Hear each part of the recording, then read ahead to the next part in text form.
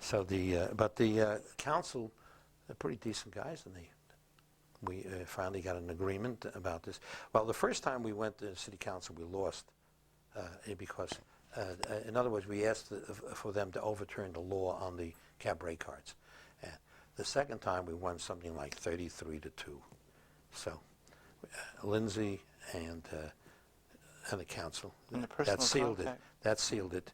That was the end of the cabaret cards, and we had a ceremony. And by the way, I enlisted the musicians union, Local 802, and was it Penny Singleton, who was Blondie from Equity, and so we got together, all sorts of people and a lot of goody civic clubs and everything said, oh my God, crime will be rampant, and who knows what will happen, and how can we control these animals or whatever. They didn't say that, but a euphemism for that. And right.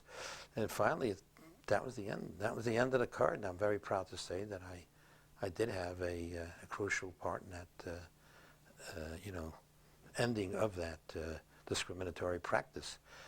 We finally agreed to there are no cards for any of the artists or the workers or any, but the owners, they insisted the owners sign every year. I said, oh no. I said, you get my fingerprints once, that's it. So they'll be the same. They're not changing from year to year. Okay? So everything, that's the way it came about. It came a little late for Lord Buckley, though. Well, his death sparked it. His not getting the card, his dying in these strange circumstances, that sparked the whole thing. You see, he couldn't get a card to work when he did some shows at the gate. It really was, it was illegal for him to do what he did. They just didn't catch me. See, but we got a lot of harassment in the early years from the police. Eventually, we came around to working together, and things changed. I must say. The police department, the 6th precinct, the people working there are pretty decent, and we had a good relationship after that. It didn't have to continue that way. But in the early days, they'd shake you down. They come in, for example, if they come in and they write you a summons and say you had to go to court, no soap in the bathroom, or you hired a waitress after 12 o'clock. I found that you have to have a special dispensation, a special license to hire women after 12 o'clock, so they gave me another summons. Another type of summons used to give me is garbage can, which you had to have covered. Well, how can you operate a restaurant doing the thing? You throw it in, then you close it, after the end of the night. So you got one for that. And it was an attempt for a shakedown, and I didn't bite. And the worst case they tried against me is that they came in one time. They were very insistent. About getting me. Somebody was on the stage. I think it was Odetta, well-known folk singer, who's alive and well now and is wonderful. And as part of my museum, we're doing a national folk museum. So Odetta was on the stage, and a police officer comes in, and he talks to my manager. And he takes him aside and then says, look, I want you to read this type on this page. And he says, I can't, it's dark. Well, he says, okay. He puts it down. He said, well, it said the law was that if you had to read 9-point type or something like that. And if you couldn't, then, you would have a demerit, and you would have to go to court and whatever it is. What was our defense? Well, they just lied, the police department, when they said the Village Gate, a bar and grill. We weren't a bar and grill, we were a cabaret. Oh. Now, bar and grill is incidentally also covered by the State Liquor Authority. So they didn't put down cabaret, and at that point the state was, of course, above the city, the law. Now, the state law stated very clearly that in a cabaret situation, that you may dim your lights during performance. Yeah. Now the police department knew that. So look how horrendous, and if some owner just didn't want to pursue it and didn't know his rights, I want to thank God that I did get an education, and I learned a lot of things. And one of the things I learned is that you got to stand up for yourself, and there are laws, and if any agency of government doesn't respect it, you have every right to to fight it and to make the changes. And we were called on to a major hearing, and I brought down every known personality, famous people of all sorts, Theodore Bickel and the late Lorraine Hansberry, the playwright, and I forget, numerous people who were, and they made us wait. I mean, really nasty. They let us wait from the morning until late in the afternoon until they call our case, just to show you how vindictive they were. And finally we sat down, and we had the hearing, and we exposed it. I had my attorney, Maxwell Cohn, there, and he'd done some very good work, by the way, with many artists, and he tried through the legal ways, which I explained why it didn't work.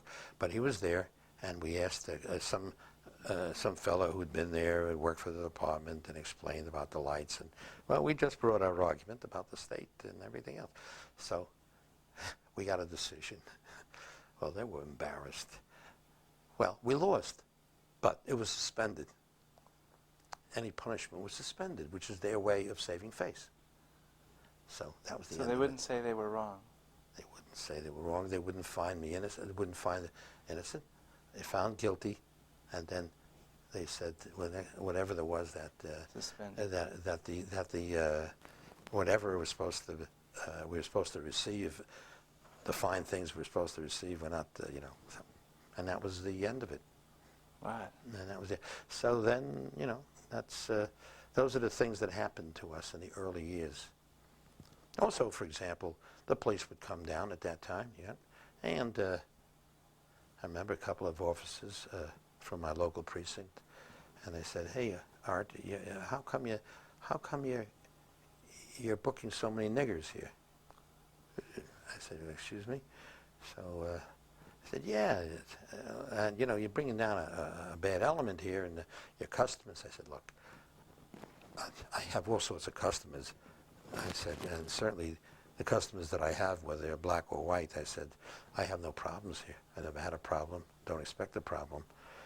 And I think it's very offensive what you're saying. Well, I said, well, you better just be careful.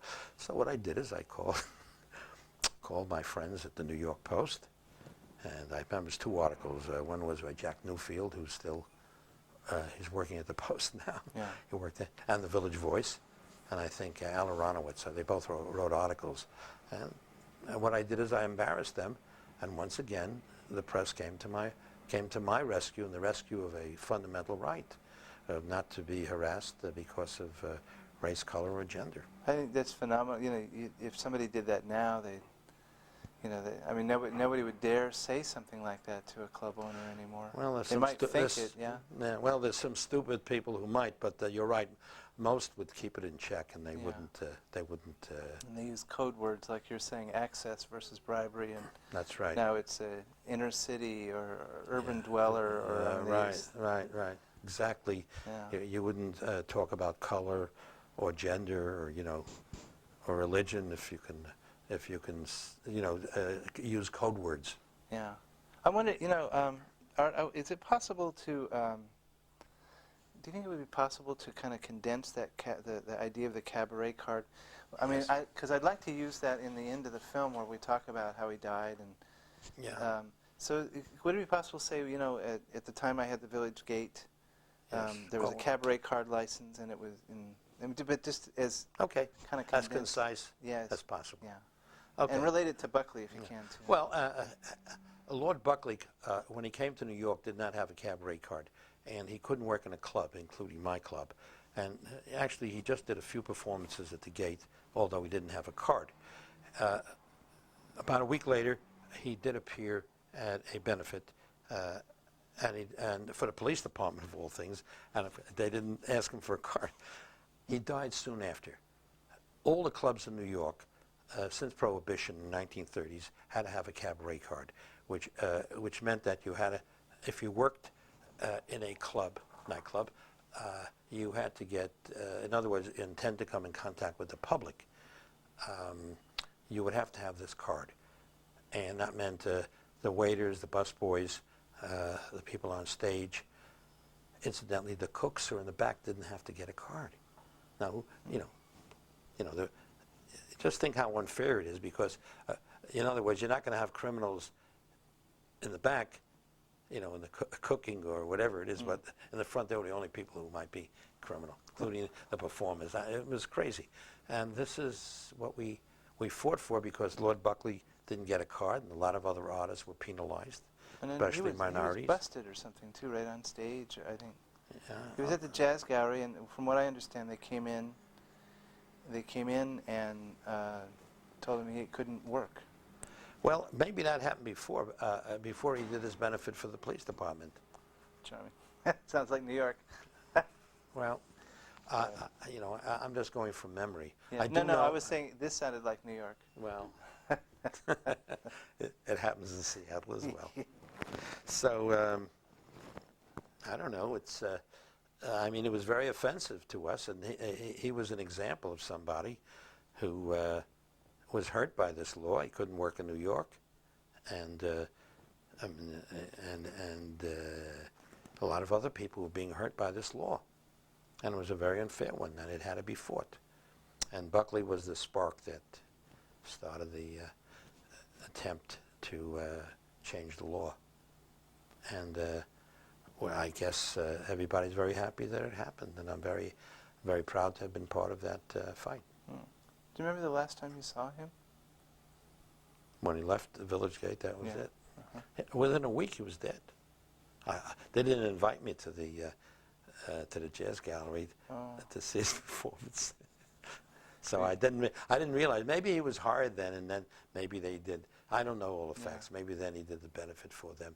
Maybe there was a deal he made with the police. I don't know. I honestly don't know. Do you remember when he was performing the Gate? Did he seem ill or anything? No. I believe he had a heart attack. Yeah. Well, there's some people say it was his kidneys failed. Some say he had a stroke. I don't know. Prince Louis. Do you remember a guy named Prince Louis? It was his driver.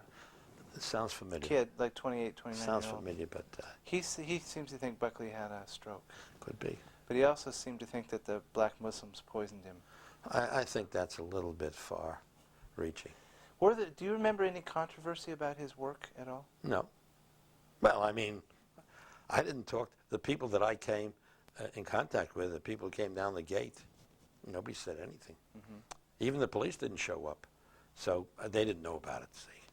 And I guess they knew about it when that following week after he'd been at the gate, they knew about it at the Jazz Gallery. See? So I guess they showed up. Yeah.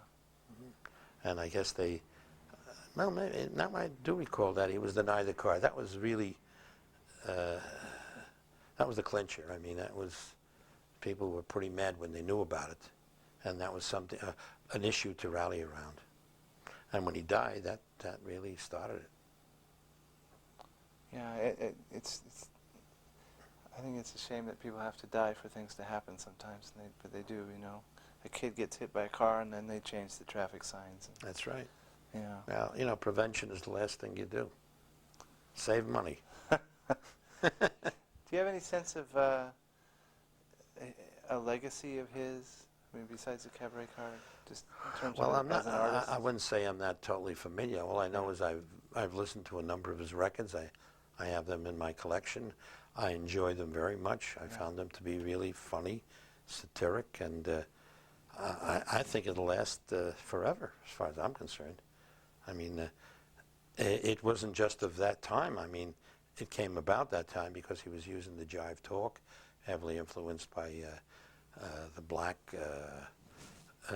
musicians and the black culture and so forth. And he didn't do it to poke fun at blacks or Negroes, as they were called then. But it certainly, he was making a satiric comment. It wasn't a racial comment. That was hip talk, and jive and all that. Then so he used it. Yeah, well, everybody that I've talked to that knew him said he loved the language. He thought jive talk was full of beauty and had great powers of description. Oh, sure. Very creative. That's why it still goes on, you know, creative, whether it's clothes, fashion, food. I mean, it's crept into our language, not just slang, but it's become a pretty regular part of our language. You know, I'm trying to understand the difference between hep and hip. I still haven't gotten it. I used to have a place around the corner of the village called the Hip Bagel. You had a little place? Not me. I mean, there somebody was had. the Hip Bagel. The Hip Bagel, yeah, on McDougal Street. The Hip Bagel. Oh, man. Well, that guy's a multimillionaire. Yeah, right. right. Shelley Farm, and he's up in Midtown New York, and he's doing very well. Oh. He started there. It was called the Hip Bagel. With the Hip Bagel. That's right. Hey, Art, do you remember him? Could you give me a description of Lord Buckley physically? You know, what? Well, he's an imposing character. I remember. I think he had pretty much a flushed red face, if I remember. And I remember he had gray hair. I believe he had a mustache. He looked like somebody very military, like some officer in the British Army, something like that. He gave that impression. I mean, you know, he had that look. He had the authoritative look, and he really commanded the audience. He really took charge once he got on that stage, and you just paid attention. He was a powerful kind of character. Oh yeah, I mean, he when he emoted, people paid attention because first of all, a so-called white man, you know, I call him. I told people the white race, I call him pink, because if you look at mostly pink, that's what George Bernard Shaw said, and I agree with that. I don't know what white means. I think color is the last thing to do with a person's necessary intelligence and anything else. It's just color. So anyway, they were very interested in him taking on what the Negro musicians and others, the language they developed to communicate, especially among the musicians. And he was talking about the many things happening way in the past, you know, talking about religion and Jesus, God knows, you know, a lot of things which were completely different than using this language, and he made up a lot of those words. Yeah. I mean, they were Buckleyisms. They weren't just simply that he took the idea of jive talk and then he made his own jive. Yeah, that's he called it the hip semantic. Well, that's a good way. Yeah. So that was the period. I mean, and Norman Mailer was talking about the white Negro and all sorts of other things were going on. The village in 1958, 1960 was a pretty happening place. Oh, sure. Well, the 50s were going on. The so-called silent generation was far from silent. So it was bubbling, and underneath it was a cauldron. It was erupting and coming up. And you know what happened after that was the Civil Rights Movement and the Vietnam War, and all these things were happening in the 50s. You know, the folk music revival. That's the term, right? Jazz was moving. You know, active blues, comedy. You know. Well, not only Lenny Bruce, but a lot of other comics. David Fry, go on. There was a lot of other comics who were involved, and many of them, what you call social conscience or whatever. Yeah. So those things were happening, and I guess Buckley was right there. I think that people called another euphemism for the social conscience kind of humor was the sick humorists. Oh yes, that was the attack. Yeah, well, the regular comics were very upset with, that the Lenny Bruce influence, Lenny Bruce comedian was, after all, low down and dirty, and this wasn't really a really good kosher comedy. This was really, this is not the standards that we are, that we should be aiming for.